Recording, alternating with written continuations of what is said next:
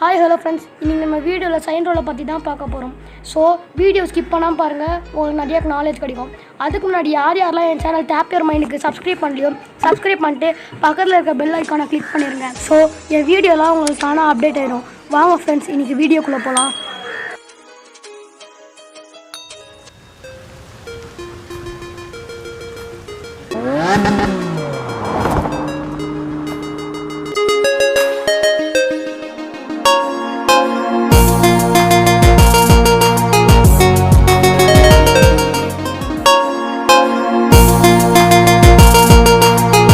நம்ம இப்போ சைன் ரூலோட டிரைவேஷனை தான் பார்க்க போகிறோம். ஃப்ரெண்ட்ஸ், நீங்கள் நிறைய பேர் நினைப்பீங்க, டிரைவேஷனுக்கு முன்னாடி முதல்ல டெஃபினிஷனை சொல்கிறான்னு. ஸோ அதனால தான் நான் இப்போ முதல்ல டெஃபினிஷனை சொல்ல போகிறேன்.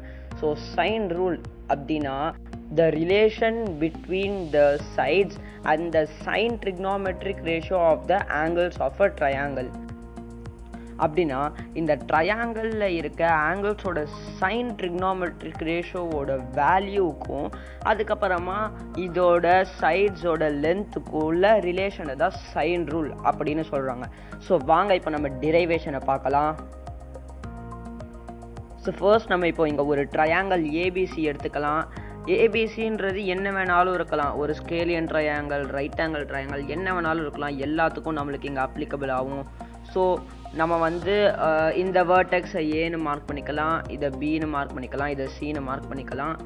அதுக்கப்புறமா நம்ம ஒரு ஆல்டிடியூட் ஃப்ரம் ஏ வரைய போகிறோம். ஆல்டிடியூட்னா கன்ஃபார்மாக இங்கே ஒரு ரைட் ஆங்கிளை ஃபார்ம் பண்ணணும். ஸோ நம்ம ஒரு ஆல்டிடியூட் வரைஞ்சிக்கலாம். அதுக்கப்புறமா லென்த் ஆஃப் ஏசியை நம்ம பி சென்டிமீட்டர்ஸ்னு அசியூம் பண்ணிக்கலாம். அதே மாதிரி லென்த் ஆஃப் பிசியை ஏ சென்டிமீட்டர்ஸ்னு அசியூம் பண்ணிக்கலாம். அதே மாதிரி லென்த் ஆஃப் ஏபியை சி சென்டிமீட்டர்ஸ் அப்படின்னு அசியூம் பண்ணிக்கலாம். ஸோ நம்மளோட நெக்ஸ்ட் ஸ்டெப் அது என்னன்னு நீங்கள் கேட்டிங்கன்னா, இந்த ட்ரையாங்கிள் ஏபிடியிலேருந்து தான் நம்ம என்னோட நெக்ஸ்ட் ஸ்டெப்பை பண்ண போகிறோம். ஸோ நம்மளுக்கு முன்னாடியே தெரியும் angle ADB 90 degree because AD is a altitude.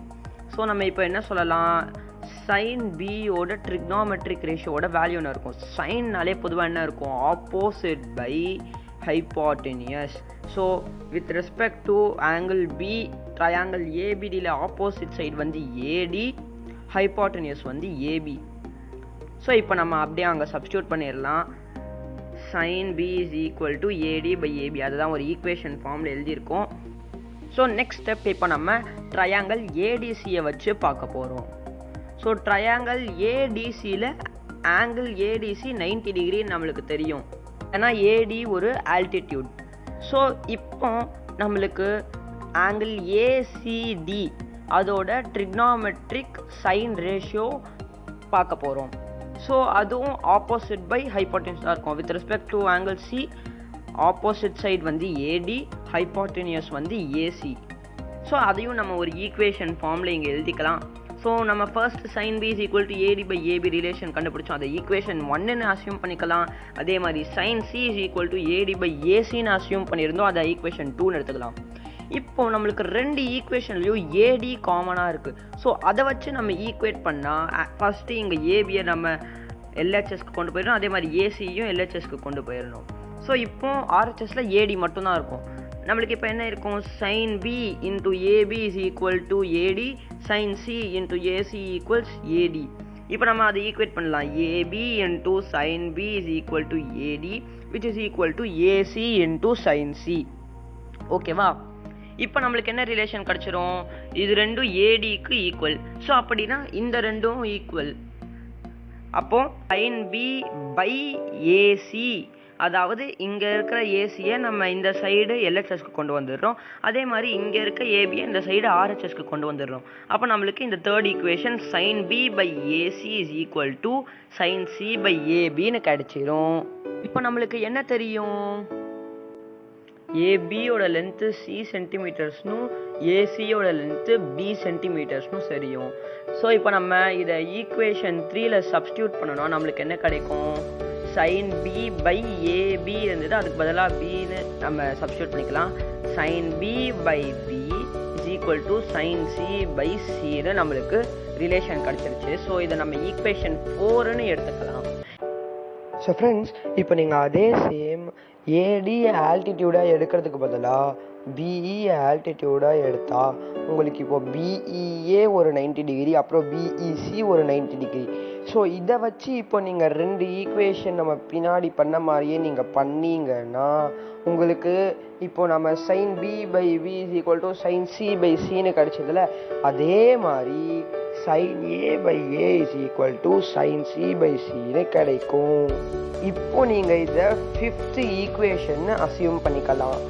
So இப்போ இங்கே நம்மளுக்கு RHSல sin c by c இருக்குது 5th ஈக்குவேஷனில், 4th ஈக்குவேஷன்லேயும் RHSல sin c by c இருக்குது.